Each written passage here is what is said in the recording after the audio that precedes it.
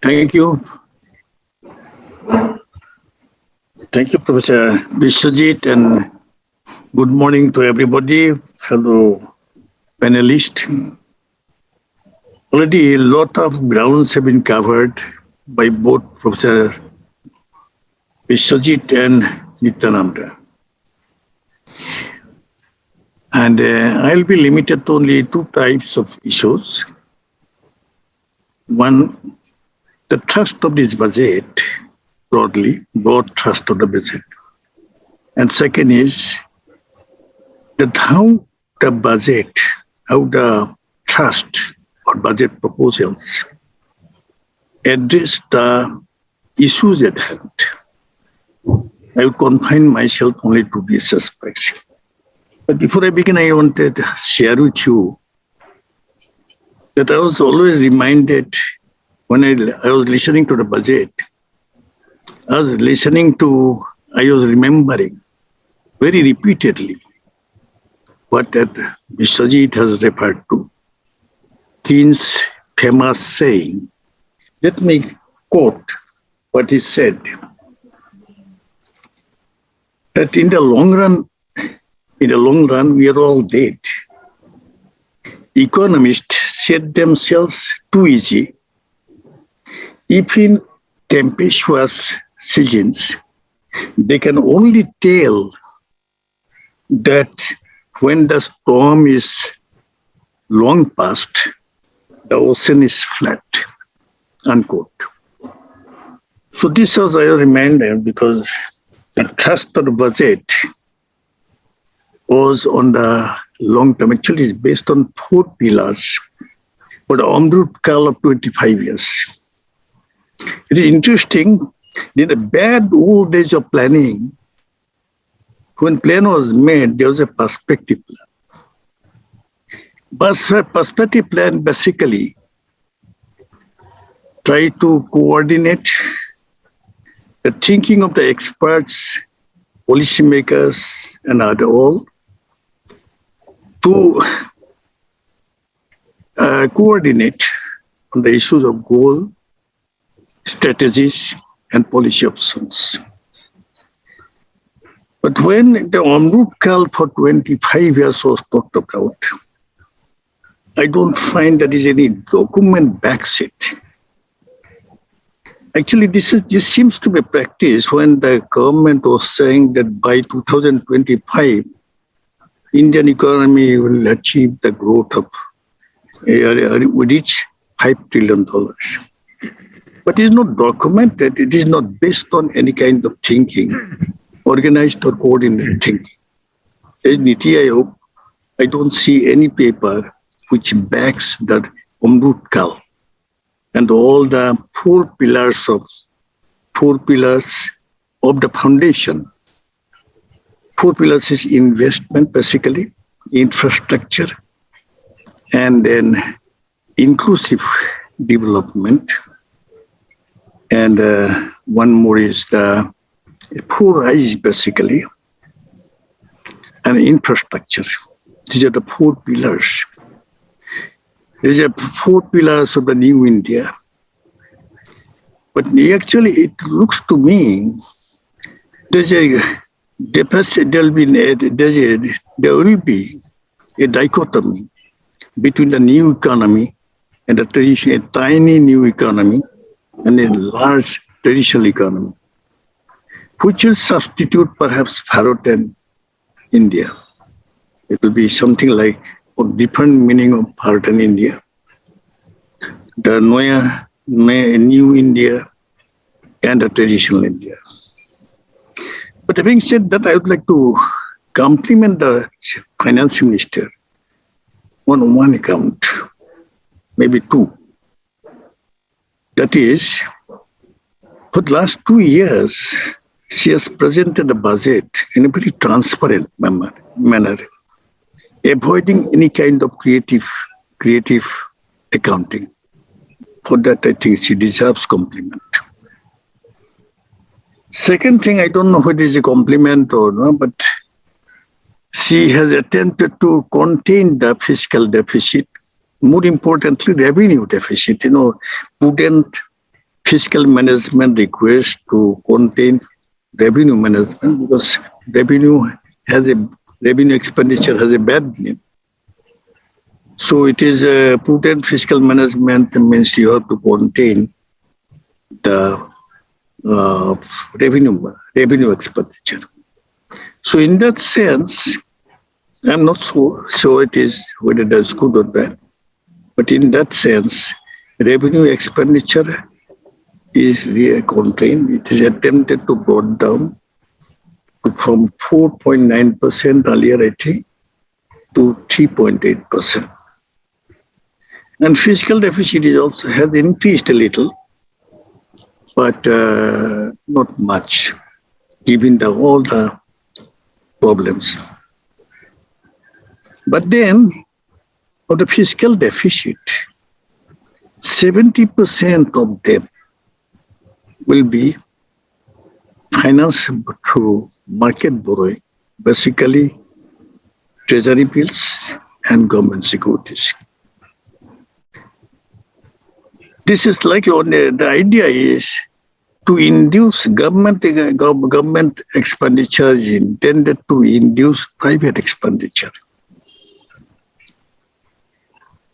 But in that process, what is likely to happen when the 70% will be based on market borrowing, it is likely to crowd out the private investment, private borrowing. There's a risk in that. Now I come to the growth recovery. Professor Biswajit and Professor Itanagar have already talked about it. I want to talk about a little detail. The one of the major issue at hand is to revive the economy. But revival means that we have to, we have to really go faster. Professor Biswajit has talked about that even in 2019-20, the growth has come down to 3.7%. More importantly, when you go into details, that capital formation, fixed capital formation, gross fixed capital formation came down from 34.3% in 2011-12 to 28.9%. Investment came down from 39% to 32.2%. And gross saving, which came down from 35 to 30% in 2019-20. And household saving has come down from 23.6% to 17.2%. So this is because in one of the four drivers of the India economy: government consumption, export, investment, and private consumption. It is all well known that private consumption is the driver of the Indian economy. And when the private consumption is declined, private consumption is declined from 60%, 60.5% in 2019-20 to 57.5%. So this problem is not just COVID, it is the before COVID.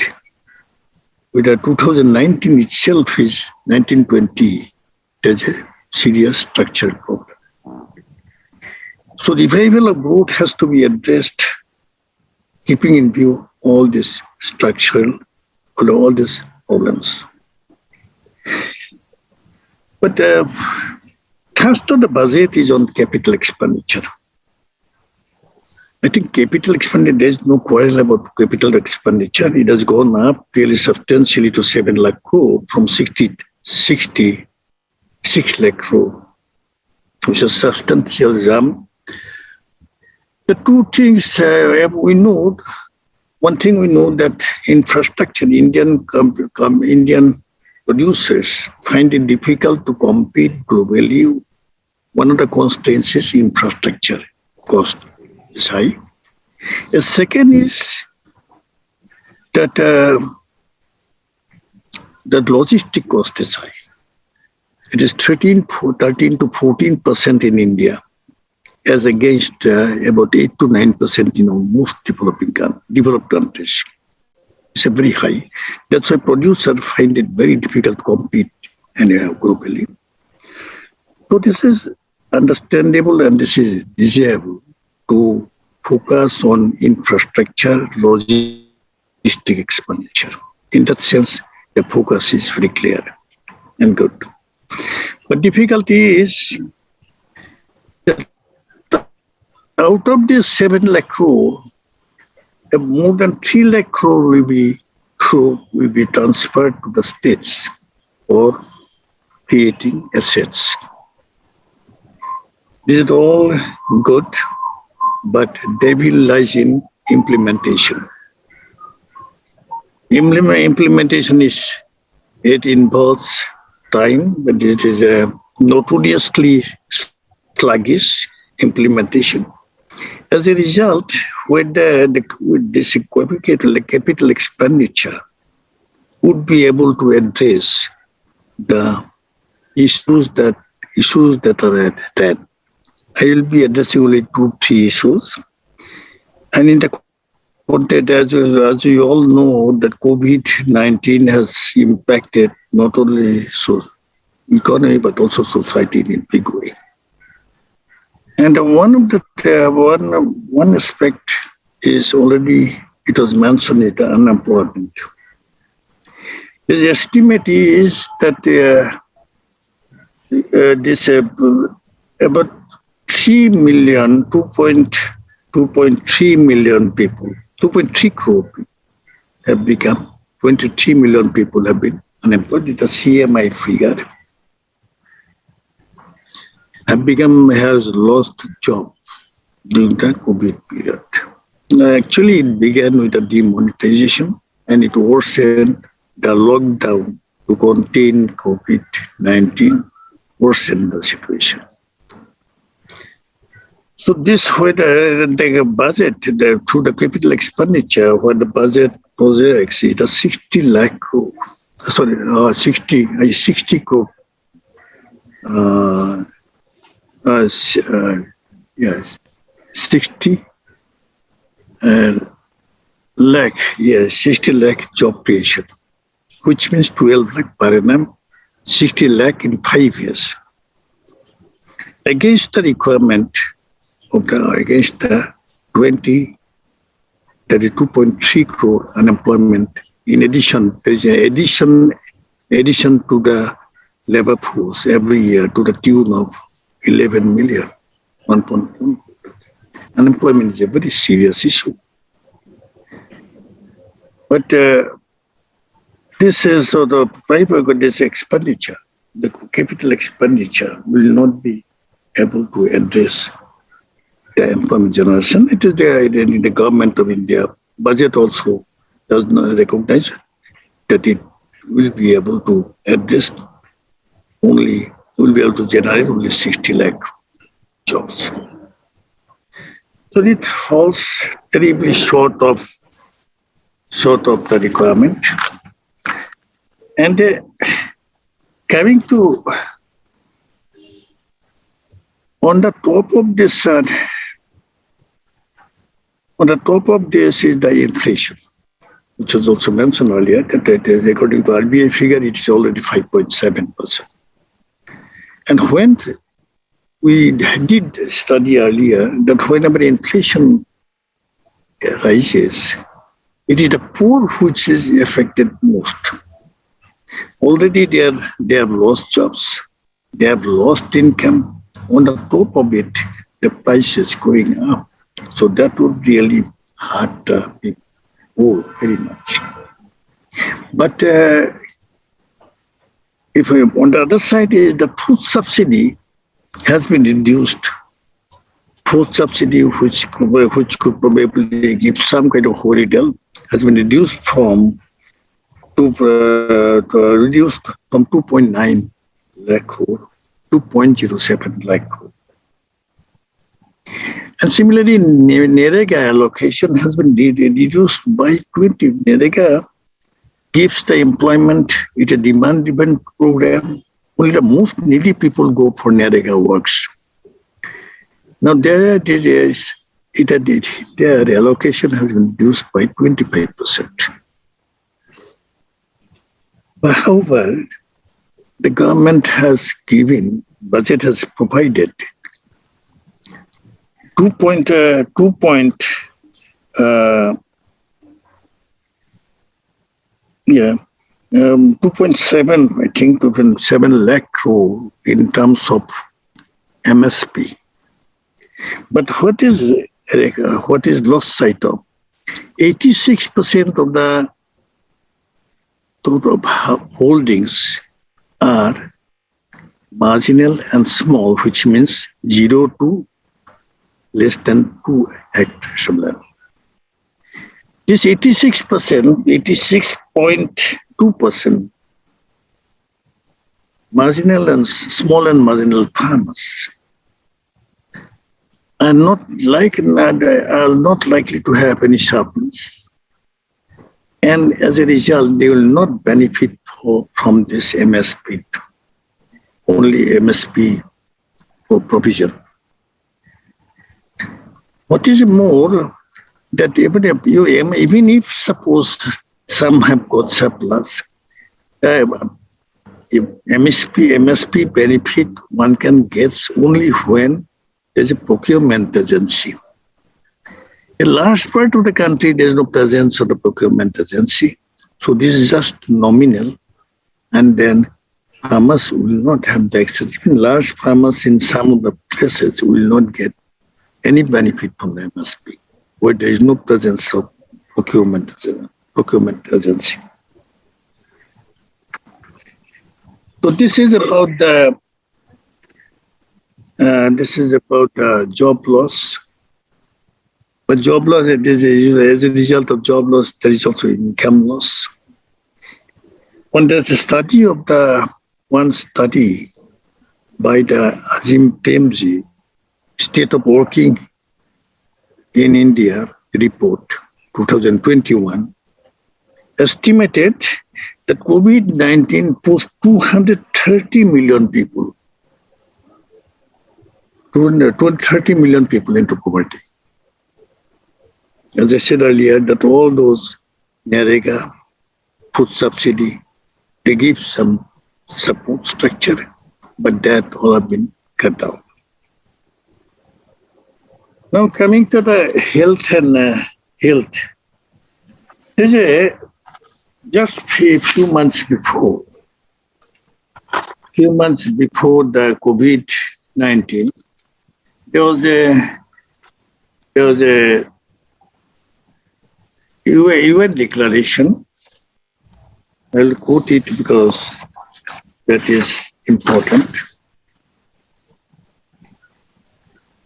Apart from inadequacy in health services, which has been exposed nakedly during the COVID-19, there's a kind of endorsement of at the United Nations General Assembly in September 2019, just a few months prior to the pandemic.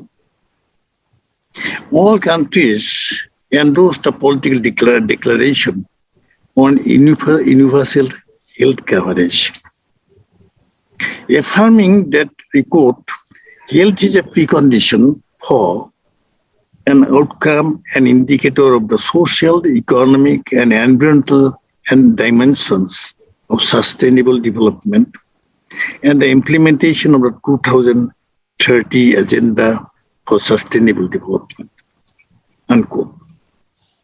It is now noteworthy that universal health care does not mean just health care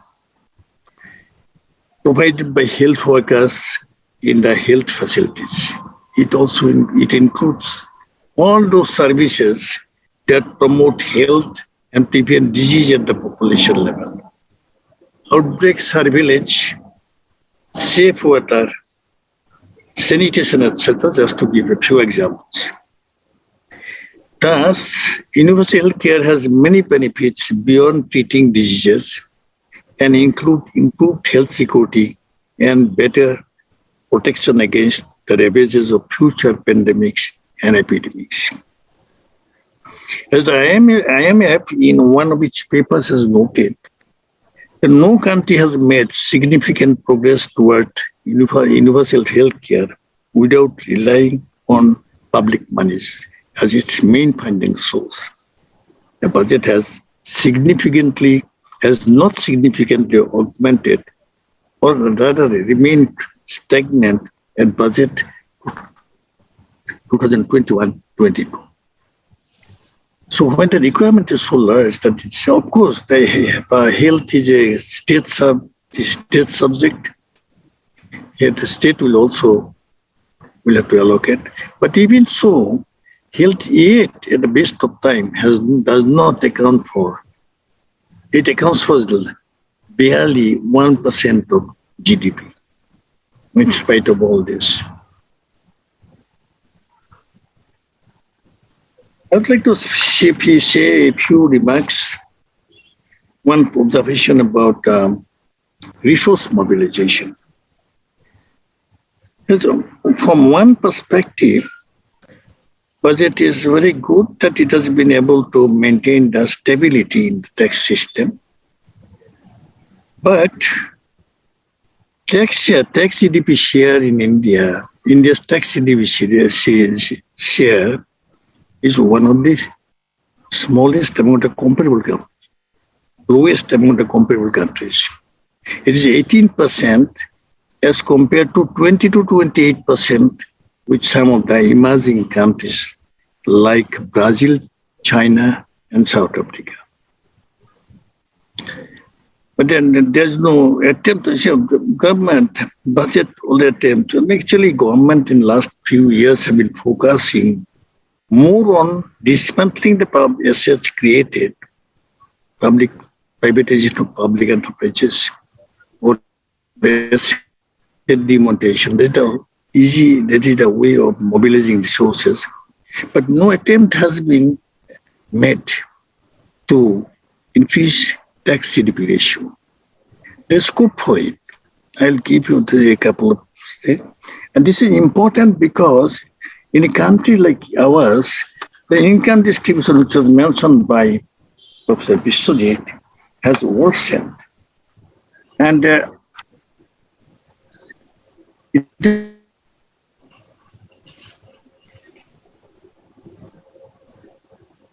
also so much that profit share has gone up while wealth share has declined. The quarterly net profit of the BSE 200 companies recorded a high of 1.67 trillion rupees in the third quarter of financial year 2020-21, up by 57% over the year on year. Lucas Chancel, another estimate in World Inequality Index. This report is coordinated by Thomas Piketty. They observed the top 1% of India's population earned 20.7% of the national income in 2020-21, while the bottom 50% just 13.1%. Another thing is that when they talk about the wealth, top 1% of India own 33% of wealth, while the bottom 50% only 5.9%. It's the kind of wealth income and wealth accumulation. And in fact, 140% in India owns 53 lakh crore of worth of wealth, which is much larger than the state domestic product of several states of the country. So given such accumulation of wealth or concentration of wealth and income, it is important to consider to levy tax on the ultra-rich classes. That's one area. A second thing, which was second is the area accumulation. Year after year, the tax areas have been rising, growing, and a large part is under, some parties under litigation. That this is very. I think this is a very important gesture which the initiative to which a budget has taken. They're trying to simplify the provisions so that the litigation comes down. So it's a very positive initiative. So these are the points which are so. What I would like to conclude, I don't want to take much time, any more time. The total resource mobilization, there are many areas. One other area is the GST. GST is a great tax. It is a game-changing tax reform, but it is very poorly designed. And poorly designed as a result of which we have not been able to realize the potential of GST. Therefore, it was expected that the budget would propose some expert committee or persuade the GST Council to appoint a technical committee to design for their recommend on the design of the GST. GST itself, 13th Finance Commission made a very elaborate exercise to estimate the potential of GST. And in fact, it has got huge growth potential. It's used export. यहाँ से लोग देख रहे हैं आपको इसमें और देव का फोन आया था कि साहब सोए हुए हमको जाके दे देंगे लोग सब देख रहे हैं स्क्रीन में तो खराब इंप्रेशन होता है उठ जाइए पार्टिसिपेट करने को कोई फायदा नहीं. So let me conclude by saying that I think there are some of the initiatives which are extremely important, and the corporate trust on capital expenditure is most welcome. But what is more important, equally important, is to address the imminent issues and the structural problems. But we don't see much attempt to really to address this imminent problem, that like job loss, poverty redressal, income loss. These are not. We don't find any possibility that a budget will contribute much to redress these kind of issues which the economy has really faced. Thank you very much. Let me stop here. Thank you very much, sir, and thank you for your wonderful insights and on a large number of issues. Maybe if you have time, then we can sort of discuss it later. Let me now invite Professor Ashwini Mahajan. Nitya had already introduced him. He's a co-convener of Swadeshi Jagran Manch and is a professor in PGDAB College. So, Ashwini ji, you have the floor now.